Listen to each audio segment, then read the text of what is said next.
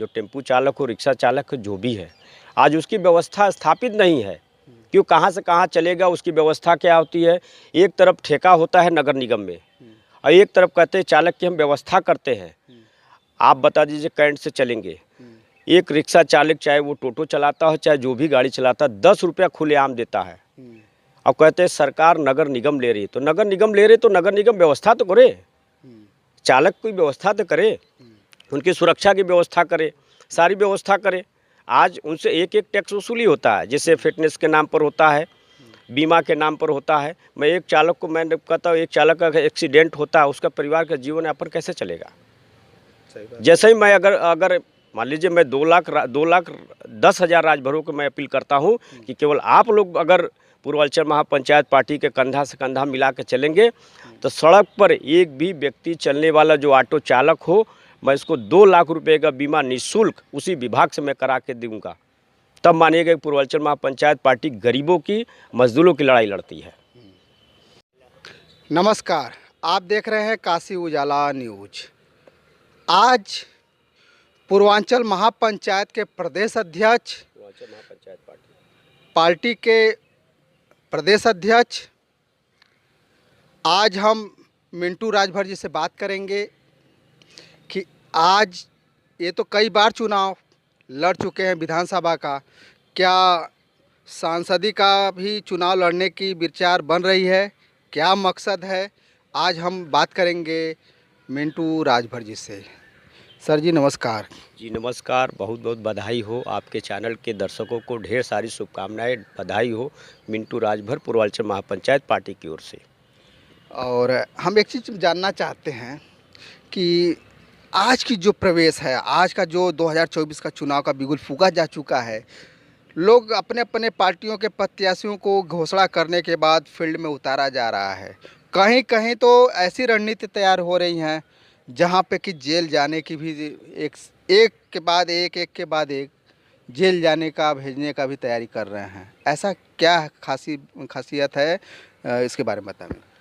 अभी तो जो जेल जाने की तैयारी लोग करा रहे हैं, कर रहे हैं, कहीं वो पार्टी का सहयोग नहीं कर रहे हैं भारतीय जनता पार्टी को, तो कहीं ना कहीं शराब घोटाले में, कहीं ना कहीं किसी भी मामले में ईडी के दम पर लोगों को जेल भेजने का काम कर रहे हैं। हाँ, ये नहीं चलेगा, हमेशा ये नहीं चलेगा और चलेगा भी नहीं। और आज वाराणसी में लगभग मैं बता देना चाहता हूँ, इसका आकलन भी मैं निकाला हूँ, 2,10,000 केवल राजभर प्रभावित इस लोकसभा को करते हैं। अब कहीं न कहीं विकास और जो ये कहते हैं कि 5 किलो राशन की बात करते हैं। पत्रकार महोदय, मैं आपसे यही पूछना चाहता हूँ कि आप 5 किलो राशन का हमें एवरेज महीने का निकाल के दिखा दीजिए, एक दिन का कितना पड़ेगा। इसी राशन की बात करते हैं तो हमें एवरेज निकाल के दिखा दीजिए कि कितना एक पड़ेगा। आप तो एवरेज निकाले हैं, हमारे श्रोताओं को बता दीजिए। अगर आप जोड़ लेंगे तो महीने का अगर एक बार राशन मिलता है तो बीच में 15 दिन का राशन वो उसको अदर जगह से खरीदना होगा, वही महंगे रेट पर। अब महंगाई धीरे धीरे बढ़ रही है और चुनाव जैसे होगा फिर बढ़ जाएगा। तो क्या लगता है कि क्या इस बार हमारे जो जनता है, क्या 5 किलो राशन पे वोट देगी या नहीं देगी? देखिए, 5 किलो राशन पर जनता वोट देगी और नहीं भी मिलेगा, दोनों चीज़ है। मैं तो अपने राजभर समाज से और वाराणसी के 2,10,000 राजभर है, जो कि मैं, हमारे पास आकलन भी है, सरकारी सबूत के साथ है। ये 2,10,000 जो बता रहे हैं, ये कहाँ का बता रहे हैं? केवल वाराणसी का मैं बता रहा हूँ। अच्छा, वाराणसी का मैं बता रहा हूँ कि 2,10,000 राजभर केवल वाराणसी में स्थित हैं। और कहीं न कहीं हम लोग, जैसे मैं बहुत बहुत धन्यवाद करता हूँ महेंद्र राजभर जी को, जो जागो राजभर जागो की पूरी मुहिम चलाकर सरकार को, कोर्ट को चुनौती दिया, सरकार को चुनौती दिया। कोर्ट को तो चुनौती नहीं दी है उन्होंने, कोर्ट में अपना जो आपकी जो एसटी आरक्षण की जो मांग थी उसको उन्होंने वहाँ पे दायर किया है, जो दाखिला किया है उसकी मांग है, उनकी मांग है, उनके जागो राजभर जागो की वो मांग है कि हमको एसटी आरक्षण की जो शामिल किया जाए उस सूची में। ये मांग को लेकर के वो अपने समाज में जा रहे हैं, बात कर रहे हैं। बिल्कुल जाना भी चाहिए, जाना भी चाहिए। मैं 2 मंत्री को नाम ले रहा हूँ, नाम लेकर मैं बता रहा हूँ, चेतावनी भी दे रहा हूँ कि इसी लोकसभा में, आज सीपुर विधानसभा देख लीजिए, ओम प्रकाश राजभर जी हैं। मैं खुद सीपुर विधानसभा में 2017 में चुनाव लड़ा, हम हारे। हमें हारने की अथवा नहीं है, लेकिन तो क्या अनिल राजभर के खिलाफ लड़े थे या अरविंद राजभर के खिलाफ लड़े थे? नहीं, अनिल राजभर में खिलाफ लड़ा था। मैं खिलाफ नहीं लड़ा था, लोगों के मैंने राष्ट्रीय वीर महाराजा सोहलदेव जी को भारत रत्न से लेकर मैंने उनको रखा था और हमारे घोषणा पत्र में था। मैं इस बार जो लोकसभा, इस बार विधानसभा हमने लड़ने की तैयारी की है। हमारे पार्टी के बहुत कार्यकर्ताओं ने लड़ा, 8 सीट पर हमें यहाँ बनारस पे उतारे भी, लेकिन कहीं ना कहीं सरकार घबरा के हम लोग का सारा पर्चा खारिज करने लगे क्योंकि हम लोग मुद्दा ही ऐसा बनाए थे कि हम लोग एक मुद्दे को बनाए थे कि पूर्वांचल राज्य अलग हो, काशी बने राजधानी। इसी पर सरकार डर गई। हम लोग 8 फार्म को इनवैलिड करके हम लोग को बाहर का रास्ता दिखा दिया गया। अच्छा, आपके बैलेट पेपर को ही कैंसिल कर दिए थे? जी, हम लोग के पूरा एकदम हम लोग का पर्चा खारिज कर दिया गया। कहीं ना कहीं सरकार डर गई। तो क्या पूर्वांचल राज्य बनना चाहिए? पूर्वांचल राज्य बनना भी चाहिए। इसी मुद्दे के लिए को आज मैं ऐसे लोग का नाम भी नहीं लेना चाहता हूं क्योंकि प्रचार होता है, और कहीं ना कहीं पूर्वांचल राज्य अलग हो, काशी बने राजधानी का हम लोग नारा दिए थे। वो देख रहे साकार भी होने के है। और ओम प्रकाश के राज्य क्या ऐसी कड़ी आई कि आपने पूर्वांचल राज्य को पीछे ढकेल दिया? पूर्वांचल को हम लोग इसलिए पूर्वांचल के नाम पर पार्टी बनाने का काम किए कि लोगों के दिल में, दिमाग में वो चीज़ बनी रहे। लेकिन ये बात तो ओम प्रकाश राजभर भी जब अपनी पार्टी बना रहे थे तो पूर्वांचल राज्य बनाने की वो भी घोषणा किए थे। कहीं ना कहीं परिवारवाद उनका हो गया है। आज हमें एक परिवारवाद क्या हो गया है? सेटिंग हो गई है या कुछ और? ये हर बार सेटिंगें होती रहती है, कहीं सपा के साथ, कहीं भाजपा के साथ, और कहीं ना कहीं मैं अगले बोला था कि ये लोग पलटू हैं, पलटू रहते रहे। और परिवार कि जब 2024 का चुनाव अब सामने है, तरह तरह की पार्टियां अपने अपने प्रत्याशियों को खड़ा कर रही हैं, तो देखा जा रहा है कि वाराणसी से नरेंद्र मोदी जी फिर तीसरी बार ताल ठोक रहे हैं। उन्हीं के खिलाफ कांग्रेस पार्टी गठबंधन से अजय राय भी कूद गए हैं। तो क्या लगता है कि दोनों में जब चुनावी रणनीति का जब घमासान युद्ध होगा तो किसके तरफ जाएगा? क्या उसको कि हैट्रिक मारने की? देखिए, हैट्रिक मारने की बात कर रहे हैं तो आज हम लोग बात करते हैं यहाँ के चालक पर जी, यहाँ के गरीबों की बात करते हैं। आज हम बता देते हैं कि एक चालक, जो टेम्पू चालक हो, रिक्शा चालक हो, जो भी है, आज उसकी व्यवस्था स्थापित नहीं है। क्यों, कहाँ से कहाँ चलेगा, उसकी व्यवस्था क्या होती है? एक तरफ ठेका होता है नगर निगम में और एक तरफ कहते हैं चालक की हम व्यवस्था करते हैं। आप बता दीजिए, कैंट से चलेंगे, एक रिक्शा चालक चाहे वो टोटो चलाता हो, चाहे जो भी गाड़ी चलाता है, 10 रुपया खुलेआम देता है। अब कहते हैं सरकार नगर निगम ले रही है, तो नगर निगम ले रही तो नगर निगम व्यवस्था तो करे, चालक की व्यवस्था तो करे, उनकी सुरक्षा की व्यवस्था करे, सारी व्यवस्था करे। आज उनसे एक एक टैक्स वसूली होता है, जैसे फिटनेस के नाम पर होता है, बीमा के नाम पर होता है। मैं एक चालक को, मैं कहता हूँ, एक चालक का एक्सीडेंट होता है, उसका परिवार का जीवन यापन कैसे चलेगा? जैसे ही मैं अगर मान लीजिए मैं 2,10,000 राजभरों को मैं अपील करता हूँ कि केवल आप लोग अगर पूर्वांचल महापंचायत पार्टी के कंधा से कंधा मिला के चलेंगे तो सड़क पर एक भी व्यक्ति चलने वाला जो ऑटो चालक हो, मैं इसको 2 लाख रुपए का बीमा निःशुल्क उसी विभाग से मैं करा के दूंगा। तब मानिएगा कि पूर्वांचल महापंचायत पार्टी गरीबों की, मजदूरों की लड़ाई लड़ती है। तो हमारे सामने है, आप अपना थोड़ा परिचय बताइए। आइए इधर। मेरा नाम जुबेर खान बागी है। मैं भारतीय मीडिया फाउंडेशन परिवहन फोरम का राष्ट्रीय अध्यक्ष हूँ। तो अध्यक्ष जी, ये बताइए कि जो आपका जो ई रिक्शा का जो मामला है, कब से आप लड़ाई लड़ रहे हैं इनके लिए? अरे ये लड़ाई तो करीब करीब हम लोग 10 साल से लड़ रहे हैं। तो कहाँ तक आपकी मंजिल पहुँची? कोई मतलब ही नहीं, सारा सिस्टम फर्स्ट एक सिस्टम बना के ड्राइवरों को लूट की एक व्यवस्था इन लोगों ने बना रखी है।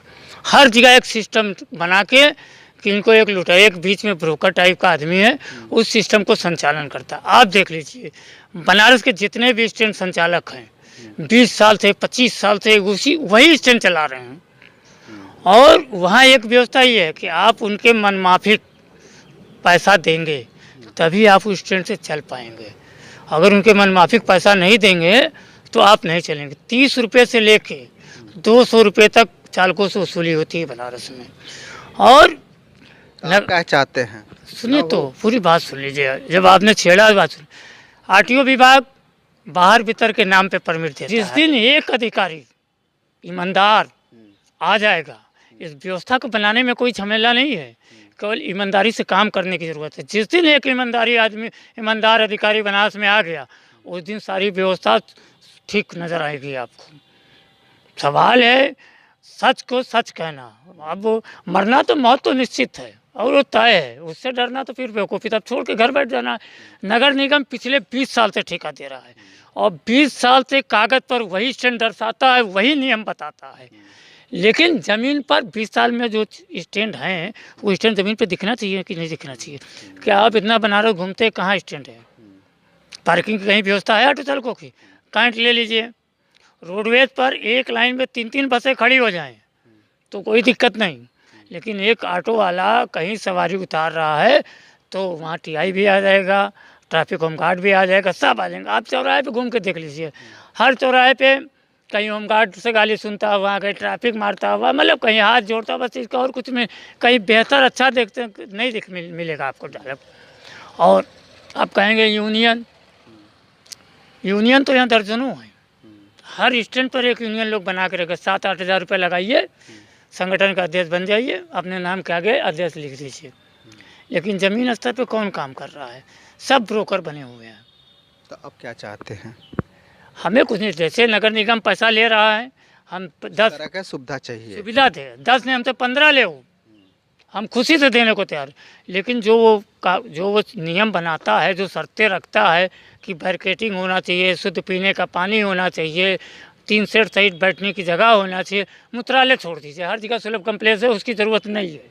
लेकिन ये चीज़ तो दे, कम से कम बोर्ड लगावे, किराया सूची उस पर दर्शावे, क्योंकि हमारी आम जनता को भी ये नहीं करोगे हाँ कि हमारे सब चालक सही हैं, चालक गलत भी हैं, लेकिन जब वो बोर्ड लग जाएगा तो आम आदमी देखेगा ना कि यहाँ से इतना किराया है, ये इतना मांग रहा है, गलत है, तो वो शिकायत भी कर, उसका एक नंबर भी टोल फ्री दर्ज कराया जाए कि अगर कहीं चालक बदतमीजी या गलत काम करता है तो फला नंबर पे उसकी शिकायत दर्ज करे, तब ना व्यवस्था को सही किया जा सकता है भाई, कि खाली कागज़ पे लिख देंगे तो हो जाएगा। तो प्रशासन से आप क्या मांग करना चाहते हैं? हमें कुछ नहीं, हम सिस्टम से चलने को तैयार हैं। तो सिस्टम आपका लागू होगा तो क्या कहेंगे?